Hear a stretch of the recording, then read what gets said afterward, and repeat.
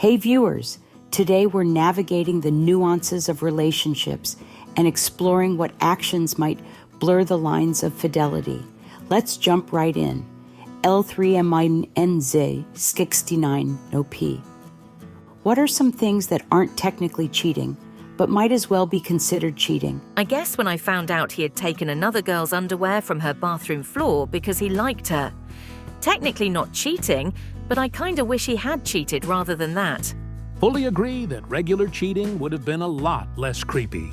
Personally, I view that as a form of sexual harassment against the woman he stole them from. My ex once admitted to me that when we had recently had sex, in the past 30 minutes, he was fantasizing about being with his ex that he dated before me. I didn't ask him or have any clue he might not be all there with me. He just straight up volunteered it. I think he was just trying out a new way of negging me, so I dumped him on the spot. If your activity would upset or end your current relationship, you're doing something along the lines of cheating. If you have to hide it, you know it's not harmless. No, seriously.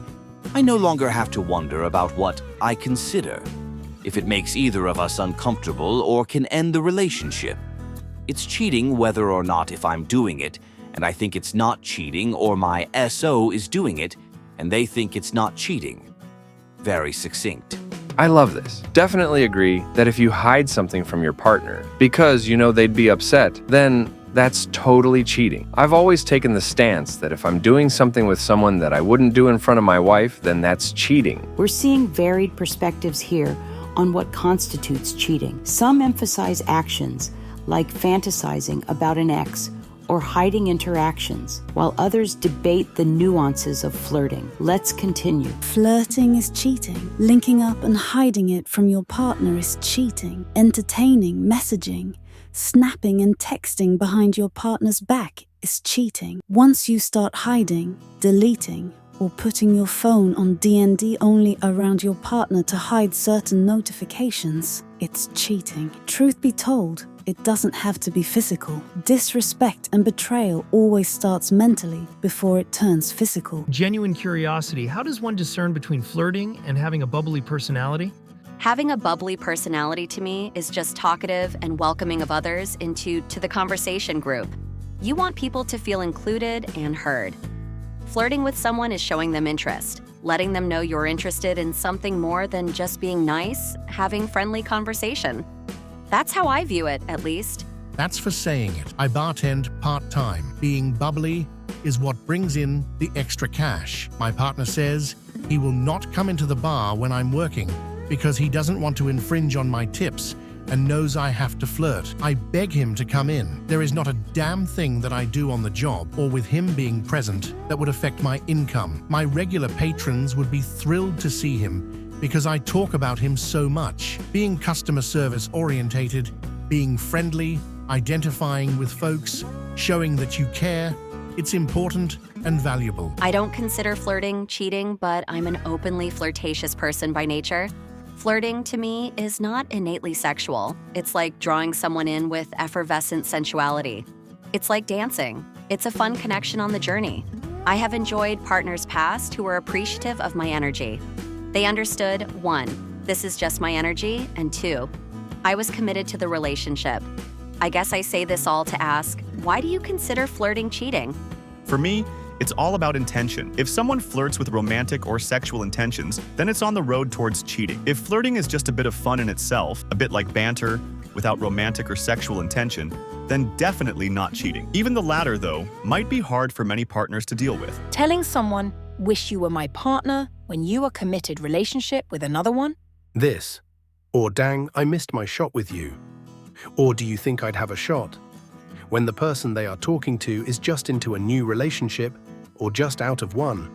I've heard so many guys say something along those lines with their partner standing right next to them, like they don't matter. Oof, I had a girl telling me she wants to kiss me. I'm bi. She was in a monogamous relationship and her partner already set the boundary that he wants to be monogamous, which I respect. I've told her she has to talk about that with her boyfriend and that I'm not doing anything behind his back. From the strict definition of cheating to the focus on intention, each comment sheds light on similar relationship challenges. Yet beneath these is a common thread. the importance of trust and respect in maintaining healthy partnerships. Let's hear more of them. Calling a coworker work wife/husband. This one sucks because I used to have many work wives' husbands, but it was always just a buddy at work who had my back. Often the gay guy at work who needed someone to defend them from shitty customers, or the other older married person who just wanted to get things done like I did. At one job, I had what we all deemed our work harem, but we were all just good friends who made night shift less horrible. I never saw any of them as anything but a good co-worker, and am still friends with most of them. Yes, my partner knows and has even befriended any of the ones who still hang out with me. Unfortunately, as the years have gone on, I've seen so many people actually flirt and date their work wives' husbands. And now I'm completely uncomfortable calling anyone that for fear that maybe they are secretly viewing me romantically. For context, I'm a 30-ish bi woman, but I've always been able to have good platonic relationships with any gender. You can have these relationships without calling them work husband/girlfriend. Being nice and still hanging out with someone who is obviously trying to get with you. Having sexual conversations with someone else. According to friends, it's what men do. Having any type of intimate, close interaction with someone else who's not your partner without your partner knowing about it. Liking random girls' photos, especially ones that are revealing /underwear/bikinis, and following random girls. They can say it's innocent, but we all know it's the gateway to cheating. And if you really cared about your partner that much, you wouldn't be liking other girls. My girl told me last night about a coworker that's been texting flirty messages to an old flame. Nothing physical yet. But the coworker has admitted she prefers the old flame over her current BF. Doesn't always have to be physical. There's emotional cheating too. My ex was telling me he was stuck in traffic, but really he was picking up his new friend from the psych ward and taking her out for coffee. He said it wasn't cheating because they didn't have sex, and he was technically lying because I never asked him if he was seeing someone else. Any interaction you wouldn't be comfortable with your partner witnessing. Each comment unveils a different shade of potential betrayal. These serve as cautionary tales in navigating the murky waters of modern relationships. Moving on. When they try to cheat on you but are unsuccessful. Subscribing to a girl's OnlyFans. If you are giving money to another girl to see her naked, you're crossing the line. I will die on this hill. It's completely wrong and disrespectful. Foot massage. Emotional cheating, telling personal things to another woman rather than the one you come home to every night. I have a broad idea of what infidelity is. It's acting contrary to the agreed-upon boundaries of your relationship, whether implied or explicitly stated, revealing something private I said to someone else, taking a job in a location that forces us to be long distance. Any kind of romance or romantic intimacy with another person. In a marriage, I think something like helping someone else with child rearing when you're not pulling your weight at home could be cheating, and so could deviating from agreed-upon ways to manage finances. Like buying a $80,000 car you can't afford, or starting to gamble. Loyalty is really broad IMO. There are so many things that are betrayals that are beyond sleeping with someone. He sexted online with other girls. Talking about who we would date if we weren't married. Anything you have to hide from your partner, especially if it involves communication with someone outside of the relationship. My theory is anything you feel the need to hide from your partner can constitute cheating intent. Texts that you wouldn't want them to read, porn you wouldn't want them to know you watch, etc. Clearly not a hard and fast rule, but I mean, if you need to stop and think, would my partner consider this cheating, wrong, hurtful? You generally already know the answer. My ex said he never actually cheated because none of it was physical LOL. Never mind that he was trolling KIK to find threesomes, sending videos of him and I having sex to random people, and sexting people all day while he lied and said he was at work LOL. Continuing to talk to someone that you had an emotional and/or sexual past with while in a relationship. My ex-boyfriend would point out attractive people on the street and reminisce about attractive female friends more often than he would compliment me. So far, we're seeing that not only physical actions can be considered cheating, but also intimate emotional involvement with another person. Let's hear about the rest. Different boundaries for different relationships. Lots of people consider watching porn as cheating. Both me and my BF don't, so for us it is not cheating even though he doesn't watch it and I do. Many people also think having a female-male best friend is not okay, and hanging out one-one with the person is cheating. My BF has many female friends and best friends. They're all lovely people, and I ask about them, their well-being, and tell him to hang out with them. Go to the movie, to the park, hiking, etc. with them, in group or one-on-one, doesn't matter. I want him to spend time with his friends. IDC if it's a girl. Many people in Japan don't think men sleeping with prostitutes is cheating. Many women straight up saying that behavior isn't cheating because no emotion is involved. I disagree with that. So it's cheating to me and not to them. It's your relationship. You and your partner should sit down and talk about your boundaries. My soon-to-be ex actually fell over a display at the gas station to ogle and say hi to the girl that works there the other day. I was so embarrassed. I think that's form of cheating. Ogling other women while with your wife, girlfriend. One from my boyfriend. I was once talking to my boyfriend about a book I was reading, and I was talking about the main character's husband and another woman in the book, and my boyfriend said, "Oh, is he cheating on his wife?"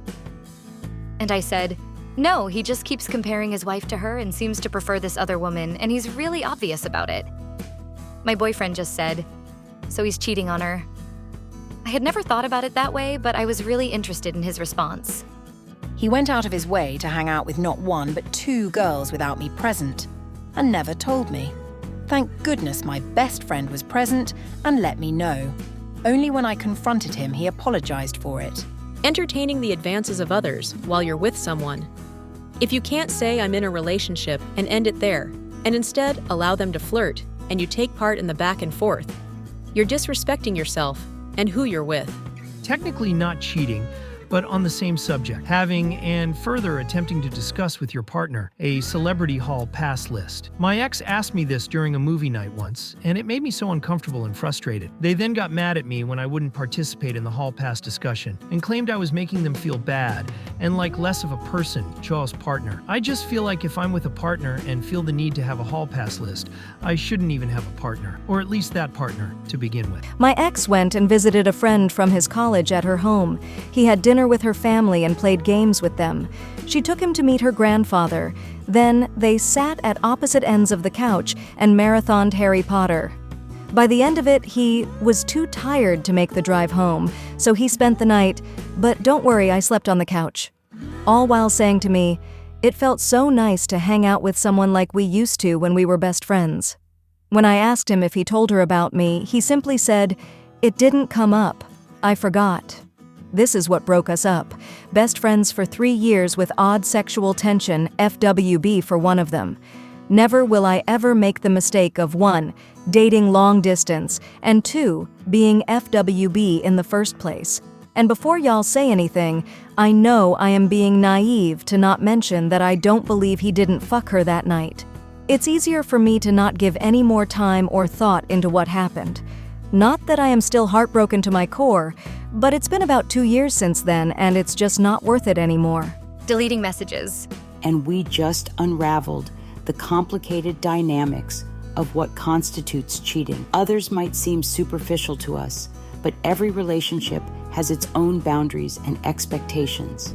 Remember, in matters of the heart, honesty and communication are key. What is something you consider cheating? Let us know in the comments.